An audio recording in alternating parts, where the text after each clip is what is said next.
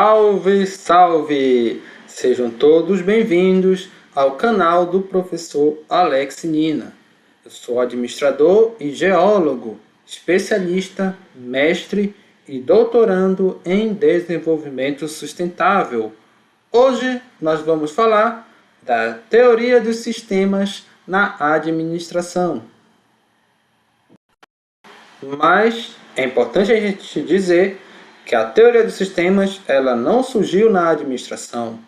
Existe uma teoria geral dos sistemas que influencia praticamente todas as ciências, a TSGS, que surgiu na biologia a partir dos estudos do austríaco Ludwig von Bertalanffy, publicados entre 1950 e 1968. Então surgiu a chamada teoria dos sistemas, de forma mais simples. Então, o conceito de sistema é o conjunto ordenado de elementos que se encontram interligados e que interagem entre si. Os tipos de sistemas. Você tem os sistemas fechados e abertos. É muito comum a gente estudar isso no ensino médio lá na química. O sistema aberto e o sistema fechado, que tem troca. O sistema fechado ele não tem troca de matéria e energia com o meio que o circunda. O sistema aberto, por outro lado, ele tem. Então, no sistema fechado, você tem um sistema não orgânico. Na administração, a abordagem clássica ela tinha essa ideia da empresa, olha, como um sistema fechado e não orgânico. As coisas eram muito mecânicas e você pouco estudava o ambiente externo da organização. O foco era no produzir mais no ambiente interno da organização.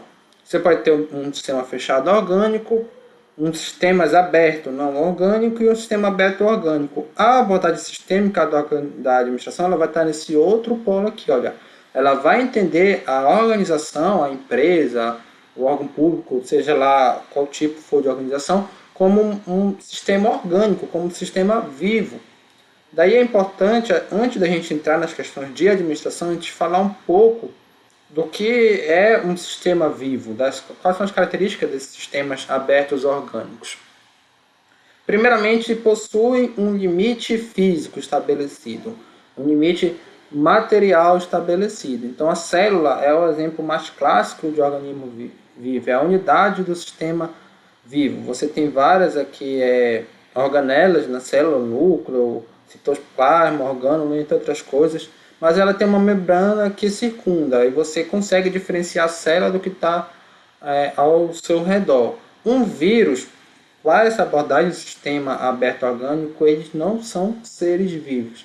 É claro que a discussão se o vírus é ou não um ser vivo é uma discussão muito forte na biologia e, quem sabe, até filosófico, mas para a teoria dos sistemas, que eu estou me baseando no livro do Frijo Capra, que é a Teia da Vida, ele vai dizer que não, os vírus não são seres vivos, pois eles não têm um limite físico bem estabelecido. Na verdade, o vírus ele precisa entrar numa célula para ele ganhar status, podemos dizer assim, de ser vivo. Os organismos vivos eles também apresentam um metabolismo interno, resultante do fluxo contínuo de matéria e energia. Então, o sistema vivo ele sempre é formado de input, que é a entrada de energia e matéria, você tem os processos de transformação e o output, que é a saída de matéria e energia. E você tem a realimentação, e a ideia é que esse sistema aqui, que recebe entradas e saídas, e fornece saídas, melhor dizendo, ele vai crescendo de alguma forma, seja na sua nível de energia, a sua biomassa, entre outras coisas. Então vai se realimentando. Esse processo de absorção, porque nem tudo que entra sai, uma parte é utilizada para o próprio crescimento do sistema. Isso que faz, por exemplo, o desenvolvimento aqui do sapo, né, ou de qualquer ser vivo, né, até a sua fase adulta, de girião até a sua fase adulta. É essa entrada de matéria e energia que faz o organismo vivo crescer. Isso é chamado de metabolismo. Então ele faz os organismos vivos aumentarem literalmente em termos de tamanho e complexidade também ao longo do tempo. Ele contraria a segunda lei da termodinâmica. A segunda lei da termodinâmica, ela diz que o sistema ele sempre vai buscar o menor nível de energia. E então, aqui não, o organismo vivo ele vai se desenvolvendo buscando sempre um nível maior de energia principalmente até atingir a fase adulta, melhor dizendo.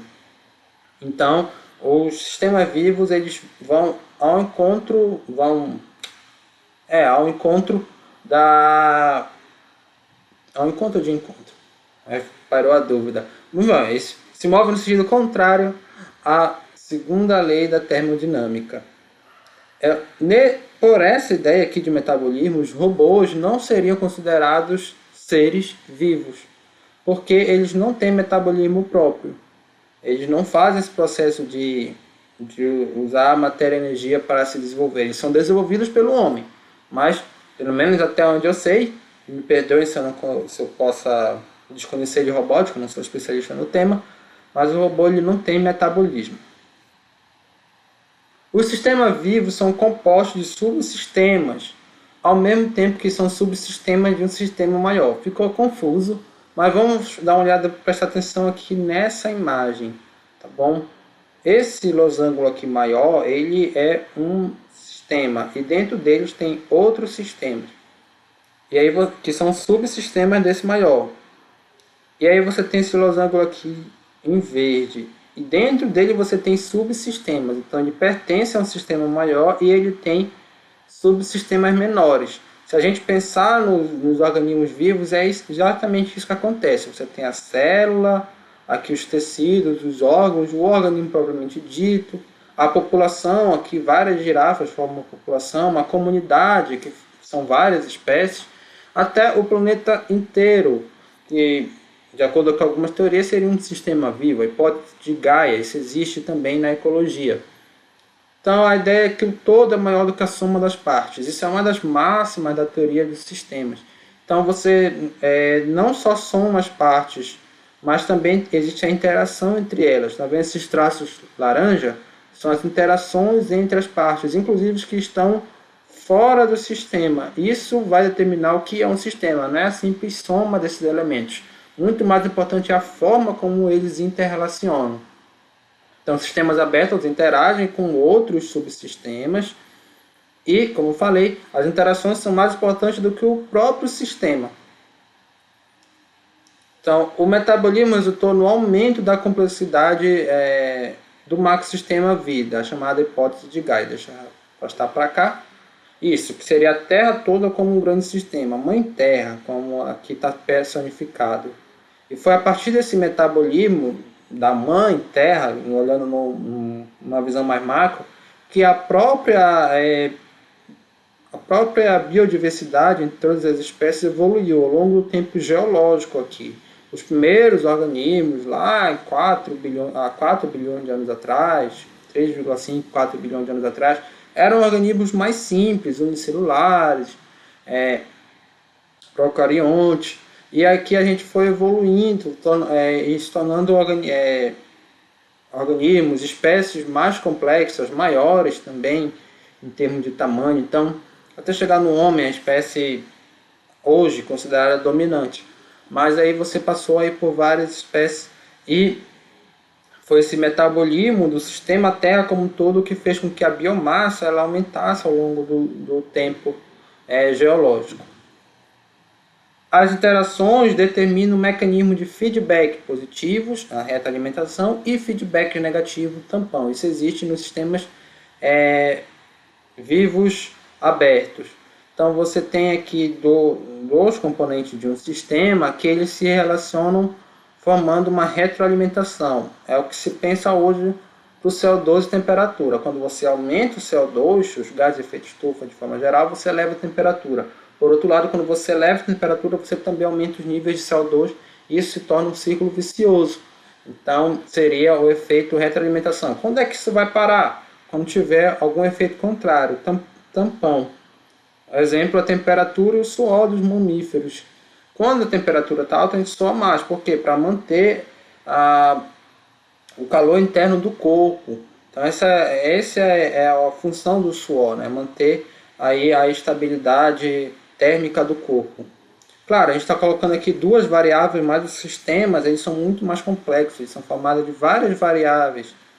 Ficou até redundante, mas você pode ter aqui uma relação de realimentação, mas tamponada por uma outra variável, né? Então você pode ter A, B, C, D, que vai ter sinais positivos ou negativos. Então é muito importante a gente entender as relações de retroalimentação e de tampão que existem no sistema. 5. Os sistemas se desenvolvem através de equilíbrio homeostático. Não é qualquer tipo de equilíbrio, é um equilíbrio homeostático. Um equilíbrio constante seria algo do tipo, imagina que você tem um limite superior e um limite inferior a que o sistema está submetido. Por exemplo, a temperatura do planeta ou do ambiente onde um organismo vive. Então, o organismo ele não vai se manter sempre na mesma temperatura. Ele vai variar aqui, dentro de um limite de temperatura. Se ele ultrapassar esse limite, aí acontece o desequilíbrio. Pode ser a morte de um organismo, de uma espécie, se alcançar se superar esse limite aqui. Tá bom? Então, o sistema vivo ele se desenvolve de forma homeostática dentro de um limite, de forma dinâmica. Como equilíbrio homeostático é a mesma coisa que equilíbrio dinâmico, tá bom? E aí a gente vai começar a pensar nisso na forma de empresa. Por exemplo, uma empresa ela vai conseguir sobreviver a uma crise? Depende da intensidade da crise. Então ela vai ter um equilíbrio dinâmico. Pode vir ela vai tentar se adaptar, mas pode chegar um tempo que não tem mais jeito e ela vai superar o limite de sobrevivência e vai falir. Então, vamos passar agora a falar das empresas propriamente ditas. Teoria dos sistemas em administração. Você tem a ideia agora que a organização ela é um sistema. E ela está dentro de um sistema maior, que engloba questões ecológicas, legais, tecnológicas, culturais, políticas, demográficas, econômicas e sociais. Esse é o ambiente externo. E a organização ela tem um ambiente interno, aquilo que preconizava Taylor, Fayol, e também a teoria das relações humanas e comportamental ela tem uma forte ênfase, ficar redundante, né? Uma ênfase no ambiente interno, pouco falava sobre o ambiente externo da organização. Então, o ambiente interno da organização ele é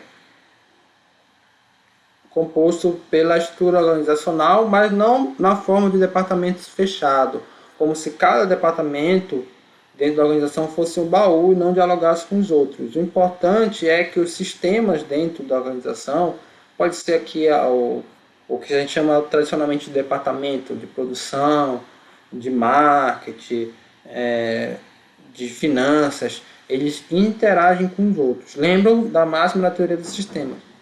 O sistema é maior do que a soma das partes. A interação é importante. Então, uma boa empresa é aquela que consegue fazer uma gestão integrada dos seus diferentes sistemas que existem dentro dela.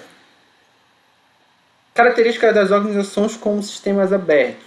Tem um comportamento probabilístico e não determinístico. Então, não dá para você determinar tudo porque existem diversas relações de feedback positivo e feedback negativos que não deixam você dizer com exatidão quais são os resultados das ações. As organizações como parte de uma sociedade maior e constituída de partes menores, então você tem essa ideia sistêmica da organização, a interdependência entre as partes, a homeostase ou estado firme, ou seja, a organização vai sobreviver ou não, dependendo aí dos limites que ela pode superar, mas dentro de um equilíbrio dinâmico, fronteiras e os limites da organização, a morfogênese e a resiliência é a capacidade da organização absorver os choques externos. Modelos de organizações sistêmicas. Você tem o modelo de Kartes e Kahn e o modelo sociotécnico de Tavistock. Então, o modelo de Kartes e Kahn é aquele modelo tradicional que você tem a organização recebendo do ambiente entradas e proporcionando do ambiente saídas. Então você tem as entradas, importação, a organização recebe insumos do ambiente, os insumos que a organização usa no seu dia a dia, a transformação, processamento é aquilo que ocorre internamente na organização, então ela transforma a energia, os insumos em produtos e serviços. As saídas são os produtos e serviços provavelmente dito da organização, assim também como os resíduos. Os sistemas são cíclicos, ou seja, esse processo aqui ele é cíclico, sempre vai acontecer para a organização crescer, lembra lá da questão do metabolismo das organizações vivas. Assim como os seres vivos precisam dessa dinâmica para se desenvolver, as organizações também precisam da dinâmica de inputs e outputs para se desenvolver.